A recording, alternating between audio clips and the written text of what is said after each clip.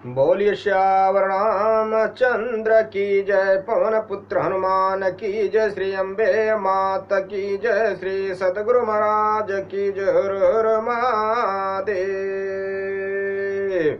राजा राम राम राम सीता राम राम राम, राजा राम राम राम सीता राम राम राम, राजा राम राम राम सीता राम राम राम, राजा राम राम राम सीता राम राम राम, राजा राम राम राम सीता राम राम राम, राधे श्याम श्याम श्याम सीता राम राम राम, राजा राम राम राम सीता राम राम राम, राजा राम राम राम सीता राम राम राम, राजा राम राम राम सीता राम राम राम, राजा राम राम राम सीता राम राम राम, राजा राम राम राम सीता राम राम राम, राजा राम राम राम सीता राम राम राम, राजा राम राम राम सीता राम राम राम, राजा राम राम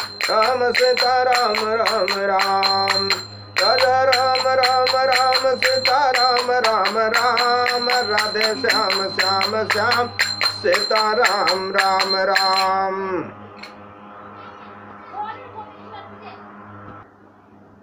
श्री राम जय राम जय जय राम, श्री राम जय राम जय जय राम।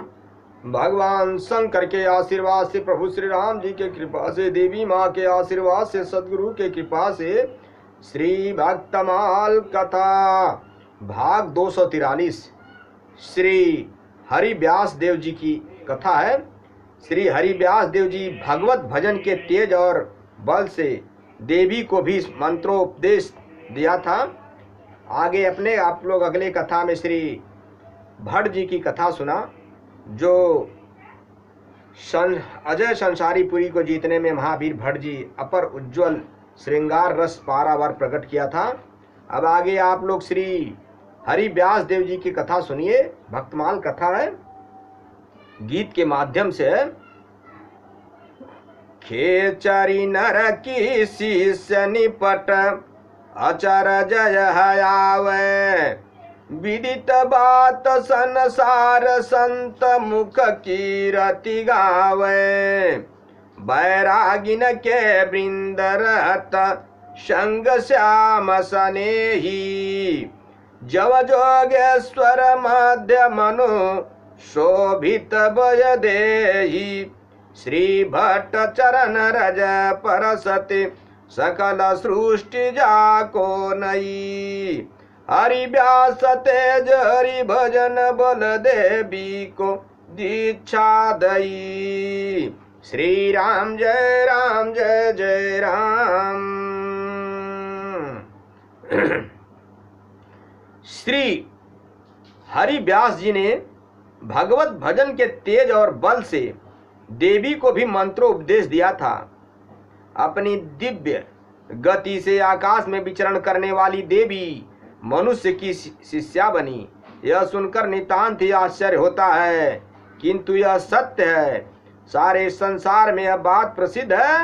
एवं संत जन श्री मुख से श्री हरि व्यास देवाचार्य जी की इस कीर्तिमान कीर्ति का गान करते हैं। परम सने ही श्री सर्वेश्वर भगवान का डोला एवं संसार से वैराग्य पूर्वक भगवान श्याम सुंदर के श्री चरण कमलों में अनुराग करने वाले विरक्त महात्माओं का समूह सदा ही आपके साथ बना रहता था।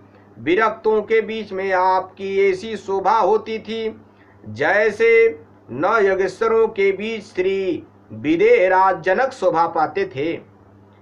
अपने सदगुरुदेव श्री देवाचार्य जी के श्री चरण कमल रज के स्पर्श के प्रताप से श्री हरि व्यास देवाचार्य जी के सम्मुख समस्त सृष्टि के लोग सिर झुकाते थे। सियावर रामचंद्र की जय। श्री हरि व्यास देव जी के विषय में विवरण इस प्रकार है। श्री निम्बार्क संप्रदाय में परम वैष्णवाचार्य श्री हरि व्यास देव जी बहुत ऊंचे संत हो गए हैं। आपका जन्म गौड़ देश ब्राह्मण कुल में हुआ था। आपने श्री भट्ट जी से दीक्षा ली थी। पहली बार जब आप दीक्षा के लिए श्री गुरु चरणों में गए, उस समय श्री भट्ट जी गोवर्धन में वास कर रहे थे। सियावर रामचंद्र की जय। और युगल सरकार श्री प्रिया प्रीतम को गोद में बिठाकर लड़ा रहे थे। श्री भट्टाचार्य जी ने पूछा, हरिव्यास जी, हमारे आंगन में कौन विराजते हैं? श्री हरिव्यास जी बोले, महाराज कोई नहीं। इस पर श्री भट्ट जी ने कहा, अभी तुम शिष्य होने योग्य नहीं हो। अभी 12 वर्ष तक श्री गोवर्धन की परिक्रमा करो। गुरु आज्ञा प्राप्त कर अपने 12 वर्ष परिक्रमा की।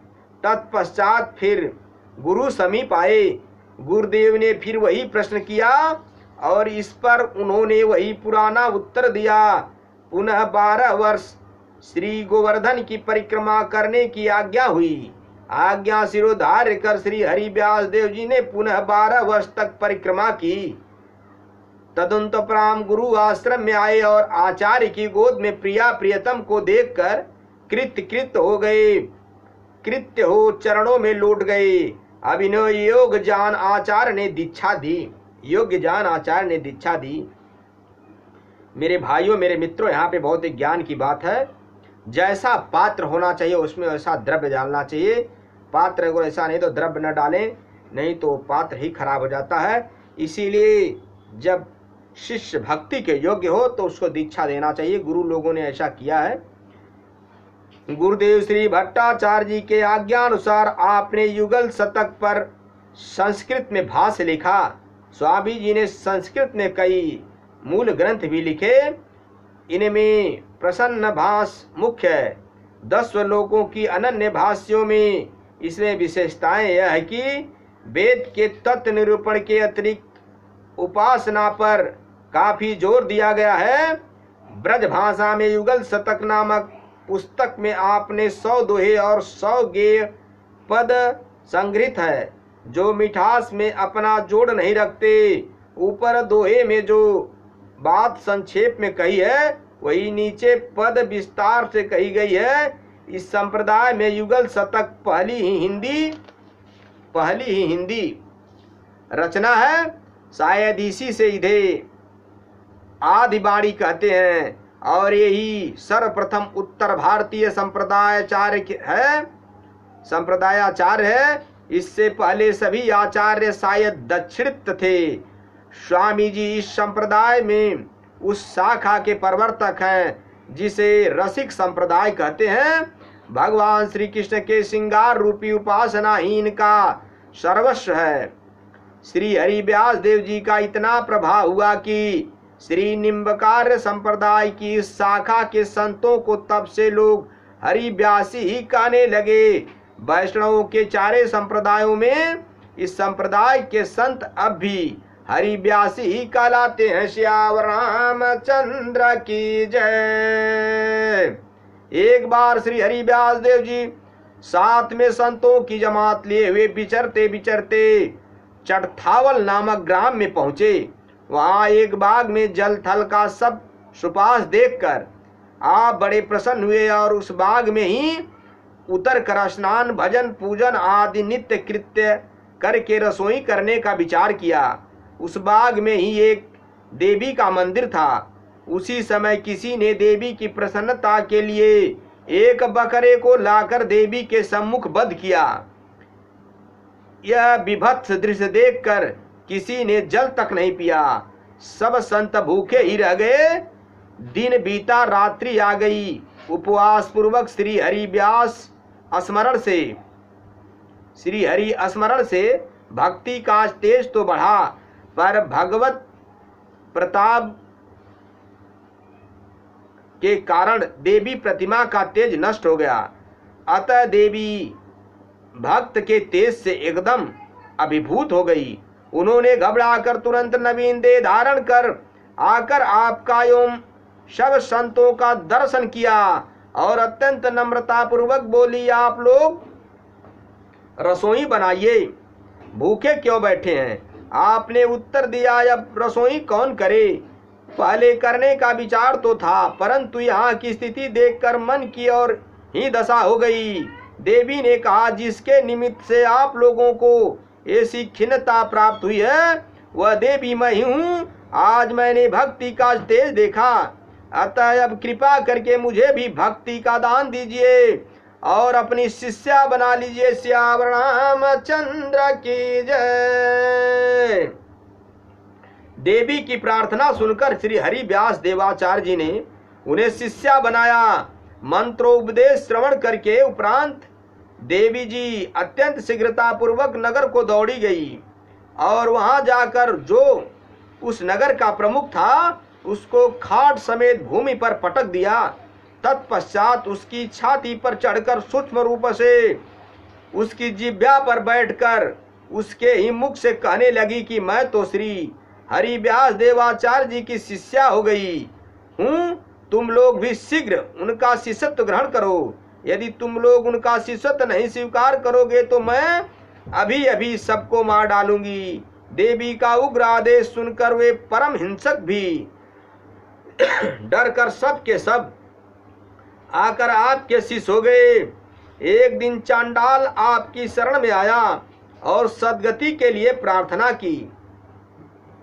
आपने उसे भी भक्ति रस का अधिकारी बनाया। श्याम रामचंद्र की जय। गीत के माध्यम से चटथाव लगाव बाग देखी अनुराग भय लयव नितनेम करी चाहे पाक कीजिए।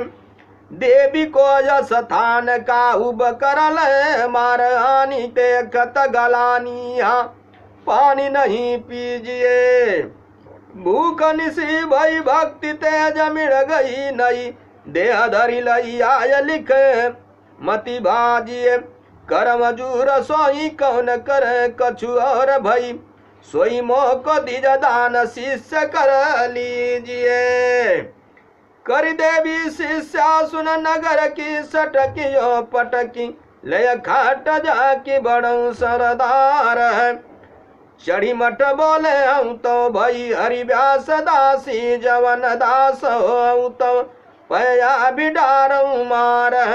आय सब भृत भय मानो नए तन लाए गए दुख पाप ताप किए भव पार। को दिन रहे नाना भग सुख एक श्रद्धा का स्वपच आयो पायो भक्ति सार। मेरे भाइयों, मेरे मित्रों, मेरे बंधुओं, ईश्वर सत्य है, जगत मिथ्या है।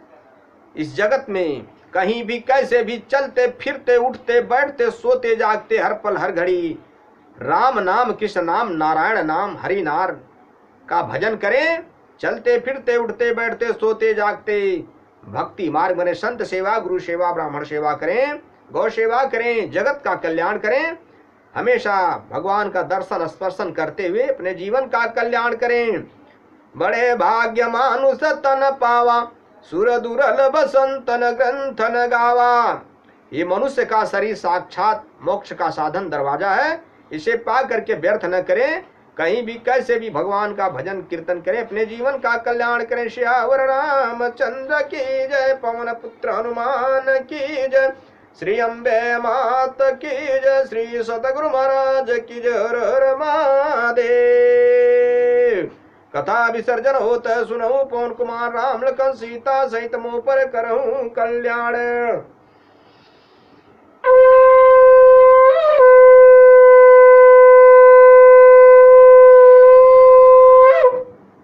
हरि नारायण।